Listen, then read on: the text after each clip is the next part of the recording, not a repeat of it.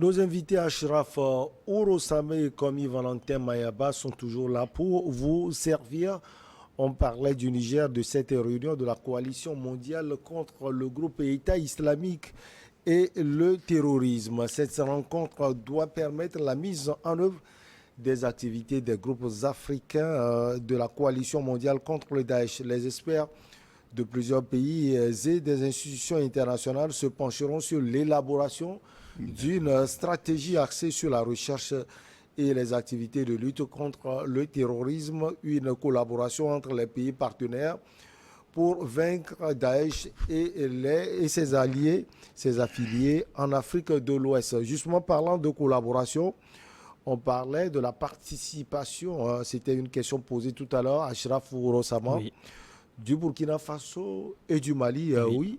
Non, je vais Vous, chuter. vous citez, oui. Oui, je cite. Oui, je dis, est-ce que ces deux pays-là ont manifesté vraiment un intérêt particulier de participer à ce sommet? Jusqu'à preuve du contraire, il n'y a pas eu un communiqué officiel des initiateurs vraiment de cette rencontre, excluant deux pays. Je crois qu'il faut privilégier la démarche beaucoup plus inclusive. Ce qu'il faut retenir, c'est qu'aujourd'hui, quoi qu'on le dise, hein, je sais très bien que les gens vont nous traiter de tous les noms, mais il faut le dire. C'est-à-dire que vous avez le Mali et le Burkina Faso aujourd'hui qui sont dans une posture de défiance permanente. C'est-à-dire on conteste certaines résolutions des organisations internationales.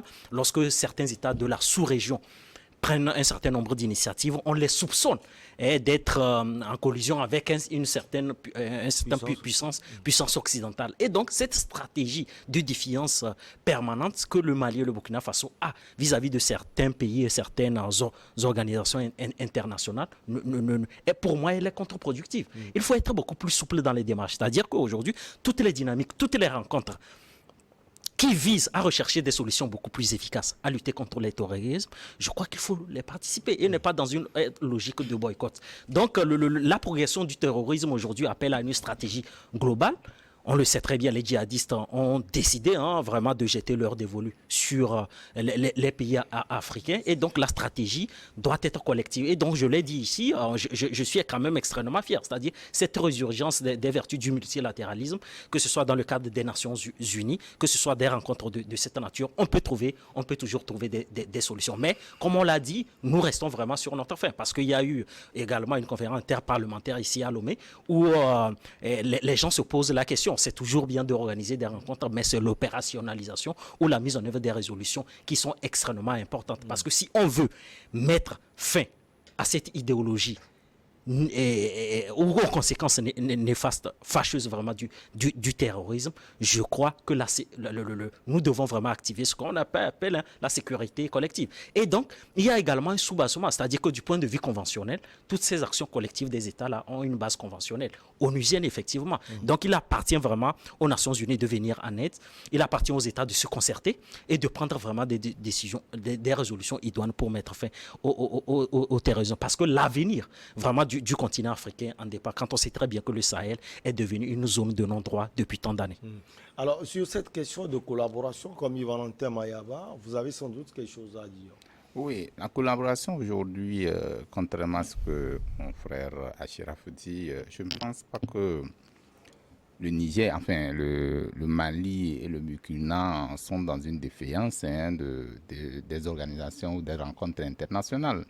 Aujourd'hui, si vous faites un peu la lecture, vous allez constater que les gens instrumentalisent justement l'aide l'appui de l'extérieur en ce qui concerne la lutte contre le terrorisme à d'autres fins. Donc c'est justement ce que, d'abord, dans un premier temps, le Mali a relevé, puisque quand on parle, on dit par exemple la France était là pour nous soutenir contre le terrorisme, et finalement, à travers cette thématique-là, ou à travers cette approche, les gens constataient visiblement que la France n'en faisait pas grand-chose, pourvu qu'elle était. Donc, à tout de temps de cause, c'est l'éveil de la conscience, du peuple africain, que ça donnait au moins une émulation ou un élan vers d'autres approches que l'Afrique doit rechercher. Et donc, ça, dans ce sens, pour des rencontres de ce genre, pour les rencontres de ce niveau, je crois que le Burkina, le Mali ne sont pas en marge de ces rencontres, parce que toute résolution qui concourt à la lutte contre le terrorisme, je ne pense pas que le Mali, comme le Niger, va s'inscrire en faux contre cela. Maintenant, quand on accouche des résultats ou des résolutions qui sont nées de cette rencontre-là, ça va toucher tous les pays. Ça ne va pas accepter, ça ne va pas exception des autres pays. Par exemple, les résolutions qu'on prendra au niveau onusien comme au niveau sous-régional, ça va inéluctablement impacter sur le Mali comme le Burkina. Donc aujourd'hui, cette dynamique-là, pourquoi est-ce qu'on ne va pas dire que le Togo ne fait pas partie ou d'autres pays ne vont pas partie? Je crois que c'est une dynamique qu'on a créée justement pour penser à des résolutions des crises dans le Sahel en l'occurrence et même dans la sous-région ouest africaine en général. Donc je pense que cette dynamique, il faut quand même la soutenir plutôt que de chercher à faire peut-être et chercher d'autres aspects qui ne sont pas forcément liés à ce que le Mali comme le Burkina en a fait par rapport à l'intrusion de la France, par rapport à la lutte. Le Mali comme le Burkina n'est jamais contre la lutte contre le terrorisme, à ce que je sache. Tout pays, d'ailleurs même, raison fondamentale pour laquelle aujourd'hui ces deux pays sont en train de diversifier les partenaires, parce qu'aucun pays ne peut quand même se dire que seul je peux lutter contre le terrorisme. C'est un partenariat. C'est pourquoi nous avons parlé d'une dynamique commune.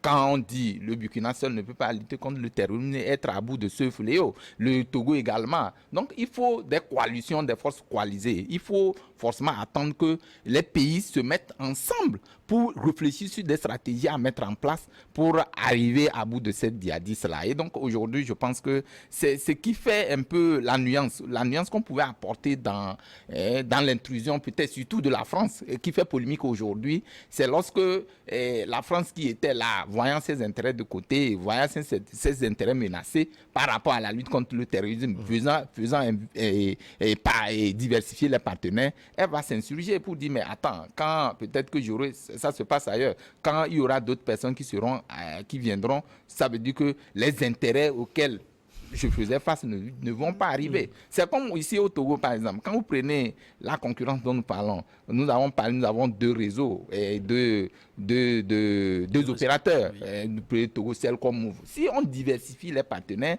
et des opérateurs, vous allez voir que notre réseau, et comment l'appelle-t-on? Voilà, notre réseau de communication doit avoir encore beaucoup plus de souplesse et puis plus de fluidité justement dans la communication. Aujourd'hui, si vous n'êtes que deux, vous êtes obligé de faire ce que vous voulez, que personne ne veut. Il n'y a pas devant un concurrent. Devant, il n'y a pas match. Donc, je pense que la diversification des partenaires n'est pas encore pour dire qu'on est contre la lutte contre le terrorisme. C'est lorsque les gens bloquent ce processus-là, comptant justement sur leur intérêt, et que ça crée un conflit justement entre les partenaires qui viendront en appui. C'est là qui pose véritablement un problème. Mais le Mali, comme le Burkina, doivent s'inscrire dans cette dynamique qui est lancée pour arriver à trouver des solutions à ce problème de djihadisme. On va filer à Libreville au Gabon. Emmanuel Macron entame ce mercredi une tournée de 4 pays d'Afrique centrale, le Gabon, l'Angola, le Congo, Brazzaville et la République démocratique du Congo. Lors de la première étape dans la capitale gabonaise à Libreville, il participera à un sommet sur la préservation des forêts du bassin du fleuve Congo.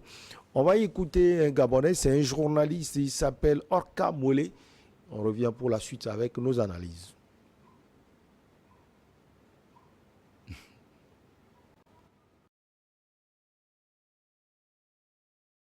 Logique, nous pensons que la venue du président français, M. Emmanuel Macron au Gabon, est une arrivée inopportune parce que à 6 mois de la prochaine élection présidentielle, cette arrivée est considérée comme un soutien ouvert au président Ali Bongo qui, par ailleurs, a été élu dans des conditions déplorables, contestées en 2009 et en 2016. Et inquiété. Donc, on a l'impression qu'il y a une forme d'hypocrisie autour de cette question climatique. Ça sert de gadget pour soutenir plus ou moins une dictature, parce que le Gabonais est considéré comme une dictature, et on estime que la France, à travers l'arrivée de Macron au Gabon, vient soutenir la dictature des Bongo, tout simplement. Alors, Achraf Ourosama, est-ce que c'est une analyse d'un Gabonais ou bien c'est un Gabonais, un journaliste qui prend parti, selon vous? Non, mais je ne saurais le dire s'il lit les événements en toute objectivité. Bon, et je ne sais pas si sa grille de lecture elle est pertinente ou pas, mais moi, je crois qu'il faut éviter, il faut éviter des procès d'intention. Il faut éviter des procès d'intention. Et éviter également de tirer des conclusions définitives sur une tournée d'Emmanuel Macron sur le continent africain. Vous savez, aujourd'hui, le président français a décidé de faire un éclair, une sorte de tournée diplomatique éclair sur le continent. Bon, lorsqu'on décide d'avoir une politique de stratégie d'offensive diplomatique sur un continent comme le nôtre, c'est qu'on a ses propres raisons. Et donc aujourd'hui, le président Macron a décidé de faire cette tournée-là 2 jours après son discours sur le palais de l'Élysée, sur la nouvelle politique de la nouvelle française politique en Afrique. Et donc, ce qu'il faut savoir, c'est que la France, nous ne serons par exemple pas parler de la tournée sans parler du discours. Parce que les discours a eu quand même un écho retentissant, autant pour moi, il y a eu des commentaires de toutes sortes. Donc, sur le plan, par exemple, de la forme, oui, un discours...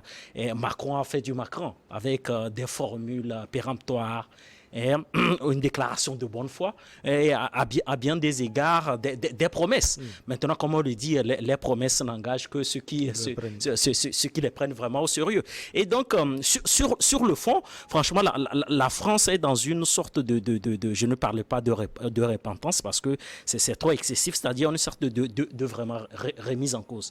Et donc, je crois qu'il est vraiment à l'écoute des agents du Quai d'Orsay qui sont sur le continent. Il lit vraiment des fiches et qu'il essaie de tirer les conclusions de certains nombres d'événements qui se déroulent. Aujourd'hui, on parle du sentiment anti-français, on parle des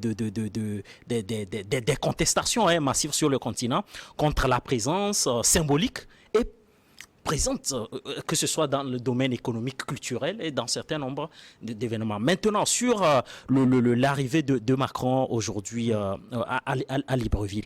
Oui, mais officiellement, on dit qu'il est là pour participer à un sommet pour la préservation de la forêt tropicale. Du bassin du fleuve Congo. Donc, c'est une cause environnementale et d'ordre climatique qui l'amène là. Est-il venu pour adouber Ali Bongo parce qu'on est à quelques mois des élections présidentielles? C'est ce que moi je dis, c'est-à-dire qu'il faut éviter toute instrumentalisation parce que, vous savez, nous avons une grille de lecture aujourd'hui pour moi qui est contre-productive. Il y a ce qu'on appelle la pensée décoloniale aujourd'hui. Cette pensée décoloniale-là consiste à critiquer viscéralement et attribuer à la France toutes les causes de notre sous-développement. Et ça, vous n'êtes pas dans ça? Non, je suis pas d'accord, parce que ce sera vraiment faire preuve de simplicité. C'est extrêmement simple, vraiment, d'attribuer à la France les malheurs de son précaré ou de l'Afrique francophone. Oui, certes, pour des raisons historiques, on peut trouver la responsabilité de la France dans certaines crises politiques, mais je crois qu'il faut un travail d'introspection. C'est-à-dire le travail d'introspection consiste à faire un travail de mémoire et aux Africains également de se mettre en cause. Quelle est notre part de responsabilité aujourd'hui dans le domaine politique lorsqu'on prend dans les années 60 jusqu'à aujourd'hui? Parce que nous sommes des États jeunes. Nous avons connu les indépendances dans les années 60 où il y a eu des crises politiques permanentes. Oui, certes, il y a eu des influences extérieures. Mais la France n'endosse pas l'entière responsabilité des échecs politiques ou de développement sur le continent africain. Et que nous avons également notre responsabilité. Et donc, c'est ce que je reproche à un certain nombre de panafricanistes, c'est-à-dire qu'une sorte de simplification des événements dans les grilles de lecture. Donc, moi, je crois qu'aujourd'hui, cette tournée médiatique-là, elle a des raisons objectives, c'est-à-dire la France, on le dit, elle perd du terrain, oui, effectivement. Et quand vous lisez, par exemple, l'ouvrage de Antoine Glaser, qui est journaliste français et qui a publié un ouvrage, Le piège africain de Macron, où il décline les raisons. Donc, je crois qu'aujourd'hui, nous sommes à une phase de mondialisation accélérée, où il y a une transformation vraiment structurelle de l'Afrique. Et que la France a pris vraiment la mesure de la chose. Ce qui veut dire que le droit de légation ou le ministre des Affaires étrangères que ce soit François Parly ou Jean-Yves Le Drian. Je crois que les conséquences aujourd'hui sont tirées. Bon, maintenant, est-ce que les déclarations de bonne foi de Macron seront suivies par les actes ou les faits? C'est ce que nous verrons dans les prochains mois. Mais c'est que tout compte fait, c'est que Macron réaffirme vraiment son engagement de changer les choses. Parce qu'il a dit, lors de son discours, j'aimerais, pour chuter, il a dit quand même quelque chose de fondamental. Et je trouve qu'extrêmement contradictoire. Sur ce point, vraiment, je ne vais pas le ménager au-delà de toutes les promesses qu'il fait. Parce que lors de son discours, Emmanuel Macron a eu le kilo de dire que la France prend la résolution de ne plus considérer les coups d'État comme une alternative démocratique. Alors qu'on se rappelle en 2021, oui, en 2022, autant pour moi, si j'ai bonne mémoire, Emmanuel Macron a fait le déplacement en N'Djamena pour introniser le fils Déby, à la suite vraiment d'un coup d'État. Si vous estimez que le coup d'État ne constitue plus une alternative crédible, vous ne pouvez plus apporter du soutien à ces putschistes-là. Et donc, aujourd'hui, si il le dit, vraiment, pour moi, comme on le dit, je crois que la rétroactivité vraiment doit s'appliquer à lui. C'est-à-dire que tous les actes antérieurement posés par la France dans ce domaine-là doit être corrigé. Et donc, bon, nous aurons le temps de revenir sur les discours qu'il a prononcés. Mais c'est pour chuter, j'aimerais dire tout simplement que les déclarations de bonne foi d'Emmanuel Macron me laissent vraiment à désirer quand on connaît très bien les subtilités ou la détermination de la France à sauvegarder ses intérêts sur le continent africain. Alors, dans chaque pays, le président Macron a un agenda précis à Libreville au Gabon. Comme Valentin Mayaba, il va participer à un sommet sur la préservation des forêts du bassin du fleuve Congo. Et pour certains Gabonais, comme le journaliste Orka Mouele tout à l'heure, vous l'aviez écouté, il dit que le président est venu peut-être apporter son soutien au président gabonais Ali Bongo Ondimba pour les élections dans son pays, les élections qui auront lieu cette année. Oui, vous savez, chacun va de son commentaire, parce que ce qui se passe avec la visite de Macron sur le sol africain aujourd'hui, seul Macron peut expliquer sa motivation. Mais nous allons faire des commentaires justement par rapport à ce déplacement. C'est important de le faire. Mais alors, celui qui l'a dit, le journaliste, le confrère qui l'a dit tantôt, on ne peut pas aussi lui dire non, parce que c'est son analyse à lui.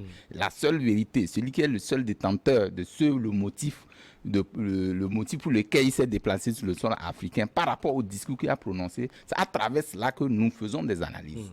Moi, quand je prends quand je prends le pays comme le Gabon, par exemple, vous savez que l'accord sur le climat, l'accord de Paris sur le climat, vous savez que l'Afrique subit. Quand vous faites un peu le regard, vous allez voir que l'Afrique subit. Les promesses n'ont jamais été. Justement, n'ont jamais été. Et donc, vous savez que les gros pollueurs au monde, ce n'est pas l'Afrique. L'Afrique n'est pas un pollueur, mais subit la pollution. Aujourd'hui, en principe, avec la grande forêt que regorge, je crois, le Gabon, aujourd'hui, il devait avoir des compensations. On devait compenser le Maroc parce qu'il absorbe, justement, à travers sa forêt, il absorbe comment appelle-t-on, dégage l'oxygène et absorbe le CO2. Donc, il y a une pollution extrêmement importante. Et donc, aujourd'hui, Macron fait un déplacement qui est taillé sur des promesses. Enfin, pas des promesses, sur des intérêts. D'abord, quand on prenait, je venais de l'expliquer, au niveau du Gabon, c'est peut-être qu'il veut que la mise en œuvre de l'accord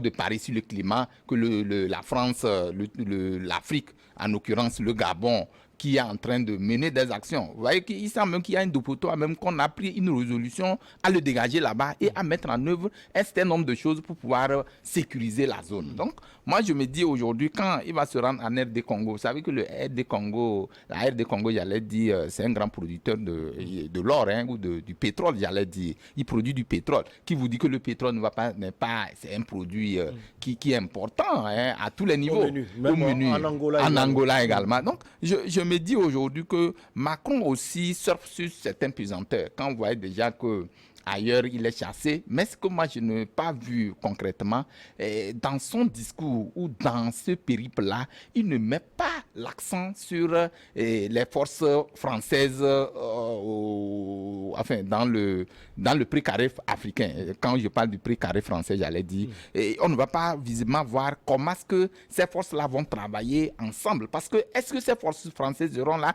Mais parce que, par contre, il parle de diminution des forces, de l'effectif de l'armée. Donc, voilà. Donc, aujourd'hui, Macron ne semble pas donner une image de... Vous l'attendez plus sur ce sujet? Oui, parce qu'aujourd'hui, ce qui fait la victimisation de la France en Afrique, c'est lié justement à la présence la présence des forces françaises. Mais quand il n'en parle pas et il décline ses raisons en d'autres fins, comme la forêt, de l'autre côté, il va aller parler de... Moi, je me dis qu'aujourd'hui, les vraies raisons sont là. Et donc, devant, vous allez voir que même l'autre pays comme...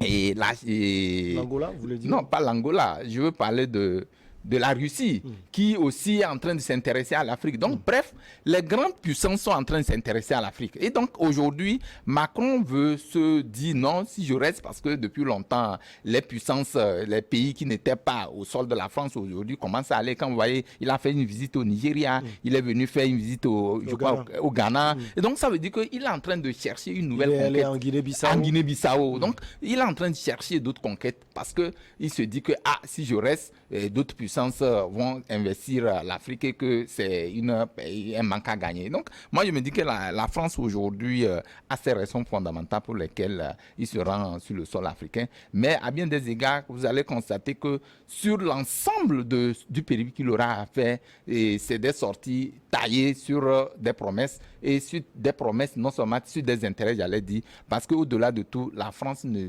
voudra pas d'un seul iota lâcher une seule portion de l'Afrique. Et donc, pas pour ce que nous connaissons, mais justement parce qu'il veut s'imposer. Pourquoi il va parler de la France et un sommet France-Afrique? Vous savez, le sommet de Montpellier avait tout tracé, où Macron avait fait des annonces aujourd'hui qui n'ont pas accouché. Et ça, je vous le dis, parce que quand Macron dit, par exemple, qu'à la suite de ce sommet, on ne va plus parler des accords, comment l'appelle-t-on? Pas des accords, on ne va plus parler de l'aide au développement, on va parler de partenariat. Et aujourd'hui, nous voyons que c'est effectivement, parce que le langage change. Ce n'est plus le même langage qu'on tenait hier pour dire que l'Afrique n'est qu'un pays, enfin un continent qui ne fait pas d'efforts, à qui on donne. Alors qu'aujourd'hui, ça s'inscrit dans un schéma de partenariat. Ça veut dire que l'Afrique aussi à donner et un partenariat gagnant-gagnant, même si c'est d'une manière biaisée. Je crois que ce serait intéressant qu'on puisse donner ces appellations-là pour que l'Africain puisse commencer à comprendre que dans tous les cas, je ne suis pas là pour subir, mais aussi je peux contribuer à quelque chose. Parce que quand vous faites un peu la lecture, vous allez voir qu'aujourd'hui, les données changent. Au niveau africain, ça change. Les gens commencent à se dire que, mais on peut compter avec nous. Et tout ça là, à un moment donné, il a fallu que quelqu'un fasse cet éveil de conscience. Et ce pas de ce quelqu'un, ça a commencé par le Mali, ça a commencé par le Burkina, la Guinée est venue rentrer dans la danse. Et cette portion de l'Afrique-là est en train de penser à un fédéralisme, j'allais dire. Et moi, je me dis, attention, quand on parle du fédéralisme dans un État sous-régional comme ça, serait un peu compliqué. Mais il faut que les gens comprennent à un moment donné que nous ne sommes pas les cobayes. Il faut à un moment donné que les Africains comprennent que nous ne sommes pas des cobayes. Il faut que nous prenions nos responsabilités parce que nous ne devons pas jeter l'anathème à toute fois sur les puissances occidentales qui viennent nous marginaliser. Alors, Achraf Orosama, on a écouté tout à l'heure, comme Valentin Mayaba, apparemment, selon lui, ce sont les militaires qui viennent prendre le pouvoir, qui donne l'éveil là, si on peut le dire, aux jeunes Africains, puisqu'il a parlé du Mali, du Burkina et de la Guinée qu'on a créé. Non, mais moi je m'inscris, je m'inscris en faux. Les putschistes aujourd'hui participe à l'éveil des consciences à l'échelle continentale. Je ne crois pas. Je crois qu'il y a un travail comme je l'ai dit, hein, au fait, la mondialisation a transformé radicalement l'Afrique. Aujourd'hui, vous avez des moyens de communication, un certain nombre de choses qui ont éveillé vraiment. Aujourd'hui, vous avez des jeunes qui ne sont pas dans une logique de passivité, mais qui sont dans la réaction, qui sont également dans la réaction. Et donc, certes, ont-ils ce mérite-là de réveiller les consciences? Je ne crois pas. Mais je trouve qu'aujourd'hui, vous avez un taux d'analphabétisation qui est extrêmement faible. Vous avez des gens qui ont été à l'école et qui comprennent également, qui ont une lecture fine aussi de la chose, et qui la volonté de puissance, de s'affirmer et aller aussi à la conquête du monde. Et donc, aujourd'hui, la France l'a compris, d'où les difficultés de la politique française sur le continent. Mais moi, je reviens, je crois qu'il faut quand même le relativiser, et je suis quand même extrêmement fier, parce que quand mon aîné quand même a chuté, en reconnaissant que la responsabilité du développement, disons, du précaré français ne doit pas être entièrement attribuée à la France, et que nous avons notre part de responsabilité. Parce que l'idéologie décoloniale dont je parle, ils ont aujourd'hui leurs canaux, même les têtes de proue de cette idéologie décoloniale-là, ce sont les panafricanistes qui s'affirment aujourd'hui. Parce que quand vous essayez d'analyser même les chiffres, vous allez même reconnaître que la France même a compris qu'il y a un déclin de l'hégémonie disons de multinationales, de certains nombres d'intérêts, même dans le prix carré français. Parce que les premiers partenaires économiques de la France sur le continent africain, c'est qui? C'est l'Égypte, c'est l'Algérie, c'est le Nigeria. Voilà. Donc vous ne voyez en aucun cas un pays du prix carré français. Et donc là, vous vous rendez compte que la France même a anticipé même le déclin de son hégémonie économique sur le continent africain. Et donc, mais quand vous vous référez même aux chiffres, disons dans le prix carré français, le premier partenaire, c'est qui? C'est la Côte d'Ivoire. Et que, en termes même de chiffres, quand la France fait des centaines de milliards sur le continent, et que le prix carré français ne représente que 4 à 5%. Le prix carré. Et ça, il faut que les gens lui disent. C'est pour dire tout simplement qu'on peut accabler la France de tous les maux, mais en réalité, nous faisons de l'idéologie, nous ne parlons pas des faits. À un moment donné, il faut aussi revenir à la réalité pour dire tout simplement que la plupart des politiques que nous avons menées ont échoué et qu'il faut se réinventer.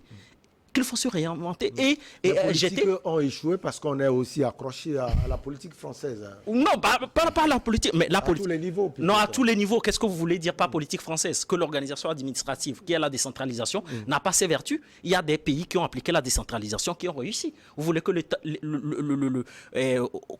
la langue française également à ses vertus, même si elle n'est pas la première langue de la mondialisation. C'est pour dire tout simplement qu'il ne faut pas remettre en cause toutes les fondamentaux. On peut hériter d'un système et s'appuyer également sur les vertus de ce système-là pour se développer. Je vais dire tout simplement que nous ne devons pas être dans une logique de dénonciation perpétuelle. Non. Ça ne peut pas, c'est totalement contre-productif. C'est totalement contre-productif. Donc, pour revenir à la visite de Macron sur le continent, moi je dis vraiment que Macron le dit à chaque fois que la politique ou la diplomatie française a pour but de défendre indéfectiblement les intérêts français. Et donc, du coup, qu'est-ce que notre part de responsabilité? Parce qu'il faut le dire ici, que nous ne défendons pas assez également nos intérêts. Nous ne défendons pas assez nos intérêts. Parce qu'aujourd'hui, lorsqu'on fait un appel, d'offres, qu'il y a une entreprise, par exemple, togolaise, et une entreprise française, vous avez des nationaux qui ont ce réflexe-là de privilégier l'entreprise française, alors que vous avez des prestations de services de qualité produites par un Togolais. Et donc l'esprit, le sens aigu de l'intérêt général n'y est pas, le patriotisme également n'y est pas. Et donc nous devons également nous remettre en cause et non attribuer à la France la responsabilité entière des incohérences des politiques publiques ou des échecs économiques que nous avons enregistrés ces dernières années. La seconde étape de la tournée africaine du chef de l'exécutif français va le conduire à Luanda en Angola, puis à Brazzaville, au Congo-Brazzaville, et à Kinshasa, en République démocratique du Congo. On va marquer la pause pour le journal. On vous retrouve, chers invités, Ashraf Ouro Sama et puis Komi Valentin Mayaba, juste après.